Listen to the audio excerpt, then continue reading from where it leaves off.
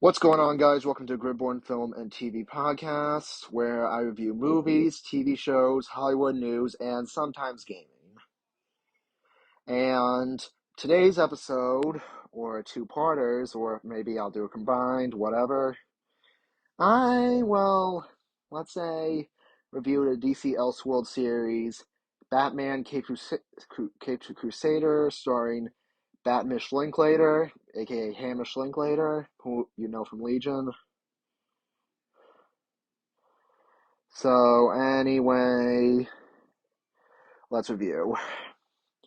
And upcoming for a video game review, every Monday I will be reviewing multiple films and television series for an upcoming video game called Funko Fusion, which is, well, I guess you could say the adult Lego Dimensions, but no Toys to Life or no or oh wait or no or no Lego pieces. It's basically Funko Pops, and Funko teamed up with Universal Pictures, so let's see how the game goes. If you know what I mean, Freddy Fazbear, so fuck you.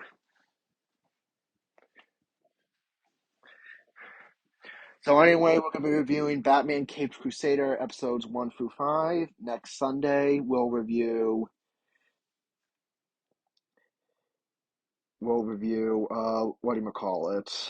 episodes 6 through 10, and that'll be it. And also in today's episode, I'll be reviewing the first 4 episodes of Kite Man. Hell yeah. Sorry I missed a review.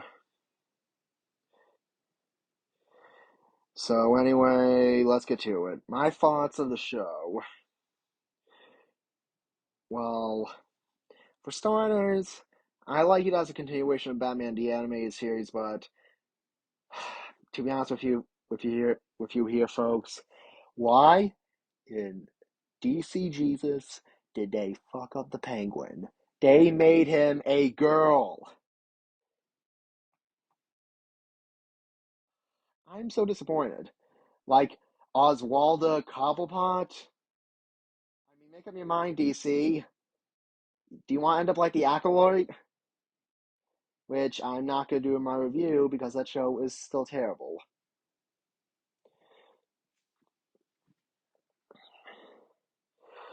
Okay, do what? But overall, the series is great.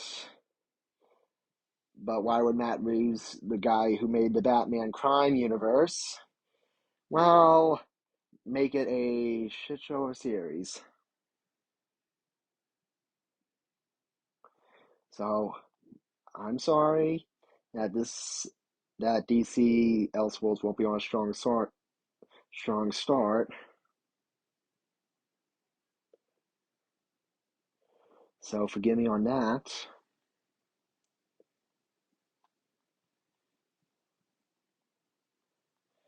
And like the Rotten Tomato review is like 100. Or wait, what was it now since the update? Reception 98.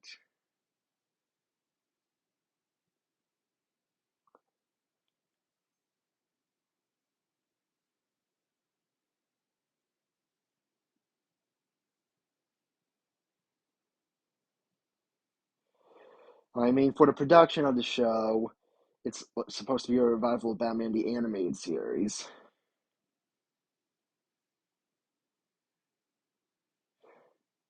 And it's a period piece set in the 1940s.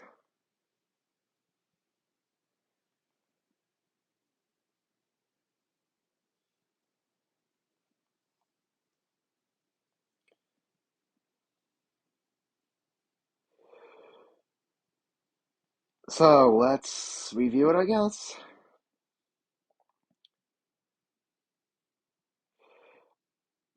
Forgive me if I'm saying this. Oswald episode 1 in Treacherous Waters released the same day as the whole fucking season. Oswalder Cobblepot, owner and singer of the Iceberg Lounge, has been making a name for herself in Gotham City's criminal underworld as the Penguin, while trying to eliminate her mob boss rival Rupert Thorne. By destroying his organization's warehouses, however, Thorne survives with help of a leak in her inner circle, believing to be her youngest son, Aaron. Oswaldo kills him, however, the eldest son and a real source, Roland seeks out the Gotham City Police Department's help, Commissioner Jim Gordon, for protection, and with Jim's daughter and a mysterious vigilante called the Batman. Roland. Oh, wait, it's Ronald, my bad. Ronald safely reaches the GCPD, but Oswald launches a missile to destroy the Gotham Police Department. On, Unbeknownst to her, station is evacuated and is destroyed. Batman successfully captures Oswalda, but realizes later that in doing so, he left a power vacuum in Gotham's underworld for Thorne to fill.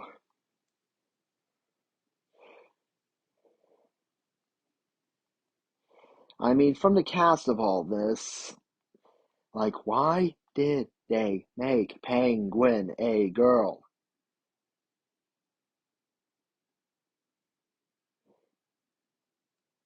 I mean, how hard is that?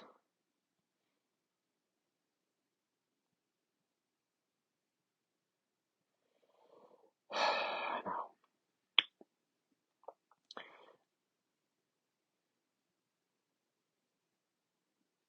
I get that. Really made me angry. Okay, next episode 2, and Be a Villain, directed by Matt Peters, written by Greg Rucka, and released. No, I'm not gonna say the same day. GCPD Officer Renee Montoya, not Rosie Perez from the DCEU, is assigned to locate missing actress Yvonne Francis. Following a failed investigation of Bruce Wayne, she investigates the film studio where she learns Francis's fellow actor Basil Carlo may be lying about his alibi. However, he seemingly murdered before she could conform. Upon further investigation, she learns Carlo was ashamed of his face, which led him being to be typecasted, and Francis rejecting his advances. Ultimately, he used experimental serum to make his body more metabolable, allowing him to alter his face as he pleases. Montoya and Batman eventually stumble across Carlo, who faked his death and kidnapped Francis out of her desire to play a villain for real. Renee and Batman defeat Carlo and rescues Francis, though Batman disappears before Montoya can apprehend him. Oh, wait, was he Clayface?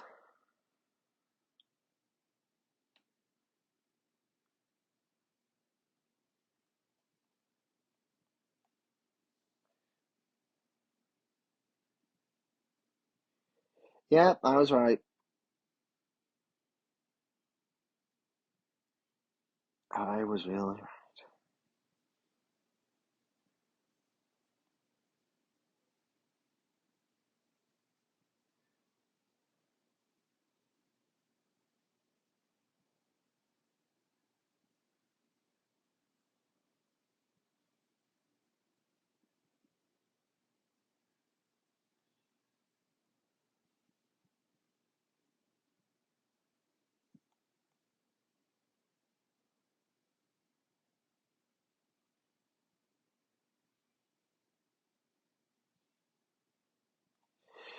Okay, so sorry if I zoned out a bit. So what episode were we on? Kiss of the Catwoman. Direct. Oh, don't. I'll just get this over with.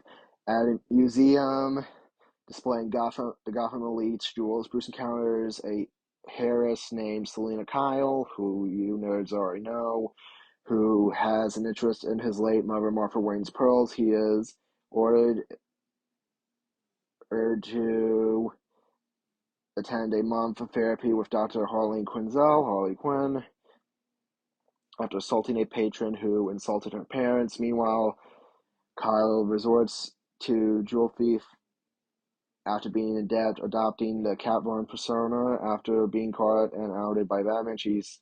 She takes inspiration from him by upgrading her car and using gadgets. Before she before Dr. Gotham's district attorney Harvey Dent bails her out, allowing her to resume her college degree. Deducting, Kyle will try to steal Malfoy's pearls. Bruce orders the museum to close early to lure Catwoman, who eventually caught once more, left being in the suit upon learning her maid Greta sold her belongings and bailed her out. Okay.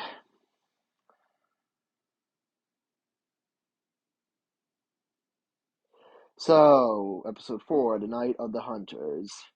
Mayor Jessup orders the creation of a task force to apprehend Batman, and Gordon chooses Detective Montoya to run it, using Dr. Quinzel's Knight's insights and corrupt cops Harvey Bullock and Arnold Flass, using mass criminal called Firebug to bait and lure him out. As a part of their plan, they let Firebug go, start fire, Batman and rescue civilians. Eventually, corrupt SWAT officers led by Bullock and Flass in the process, as Bullock and Flass kill Firebug to cover their tracks. Batman reluctantly works with Jim, who disapproves of the task force's methods to save remain civilians. Afterward, Batman disappears once more. Bullock and Flass are hailed as heroes by Jessup and put in charge of the Batman task force, with Jim narrowly keeping his job. And next, the episode 5, The Stress of Her Regard. After several insane criminals go missing, Barbara suspects they might be patients of her friend Dr. Quinzel, who is attempting to date Montoya. In reality, Quinzel has adopted the jester-like persona of Harley Quinn, subjecting the criminals to immense torture in an attempt to correct their minds. Barbara and Batman tracked her to the basement of one of her patients, where later is overpowered and knocked unconscious before the house is ready to detonate. Nonetheless, Batman recovers and saves Barbara, who suspects Quinzel fell into her death. Having survived, Quinzel calls Montoya to call off their date and tell her that she's temporarily leaving Gotham. Well, I forgot J.J. Abrams was a part of this. So, for that review of Batman Cape Crusader, okay on my book.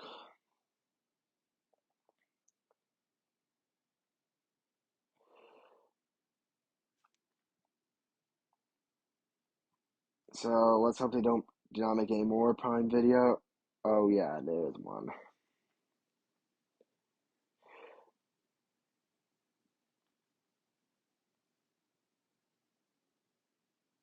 So,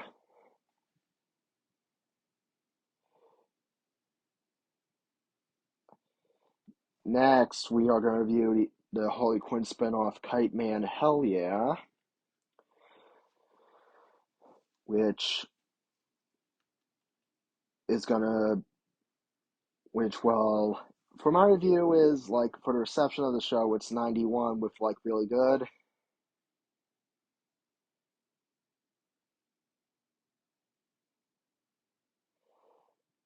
So, anyway, let's get to it. Episode 1, Pilot Hell Yeah and Grand Reopening Hell Yeah, aired the same day, July 18th. So, in the first episode, with the anti-life equation in his possession, Lex Luthor reluctantly hires Kite Man, an aerial spy guard, to spy-guard the Legion of Doom against the Justice League due to the Legion's flying villains being unavailable, kind of fails at his task, but states that he feels more at home at Newton, seeking revenge. Luthor claims Superman stole the equation before attempting to buy the bar for $10 million. Kite Man and his girlfriend strike to raise money first, but unable to borrow it from anyone, Harley Quinn and Poison Ivy to advise to rob from the villains worse than them. With help of former Legion member Bane, the group attacked the mansion of Kite Man's father Dale, who willingly surrenders his money. As a reward, Kite Man finally stand up for him concurrently. Luthor reveals his deception and hides the equation behind Noon's unaware dark side also seeks it. Episode 2. We're continuing this. While hiring a new staff preparing Noonan's grand reopening, Kaiman hires Darkseid's entitled daughter Malice as a server, despite Glider wanting to hire Bane for the role. Meanwhile, Kaiman grows desperate for Daryl to respond to his invite to the event. Displeased with Malice's attitude, Glider invites Luthor among the other Legion members to the party, unaware that Luthor is throwing his own party to ensure Noonan stays irrelevant. Later, the event is subsequently ruined by Mouse the Cat Cheshire, who escapes, and temporarily becomes a kaiju size after eating several civilians. Unintentionally, unintentionally drawing attention to Noon's. After realizing that they should focus more on impressing people who actually like him, Kaiman fires Malice, but promotes her to a social media manager to make Darkseid happy, while Bane takes a job as a bouncer. Meanwhile, a goon named Gus takes Queen of Fables to kindergarten as a class pact, where she is forced to entertain the students before stealing by one boy's mother after being taken home. Villigans. Hell yeah, aired July 25th. Villigans, a villain-themed chain restaurant, opens across the street for any Noon's business. Meanwhile, Kaiman feels that he is not moving fast enough with his relationship with Glider and asks if they move in together. She avoids the subject, noticing upon noticing that she found her secret relationship spreadsheet. Kaiman tries to reunite their bond by discovering Villigan's intentions, but provides reluctant to kill the manager as he never killed before. Meanwhile, Glider accepts Villigan's offer for free Spade, Queen, Malice, and Cheshire. During his, she confesses that she loves Kaiman and has been ready to move in with him, but is afraid she might kill him due to her unstable powers. The group later learns that he stumbled onto a death trap owned by Villigan's founded baby doll, who reveals her intent to kill Kaiman and destroy Noon, which was raided with a gift basket. However, Kaiman throws the basket, later second destroying Villigan's. Kaiman and Glider reconcile and agree to move in together. Okay, episode 4, Porta Potty. Hell yeah.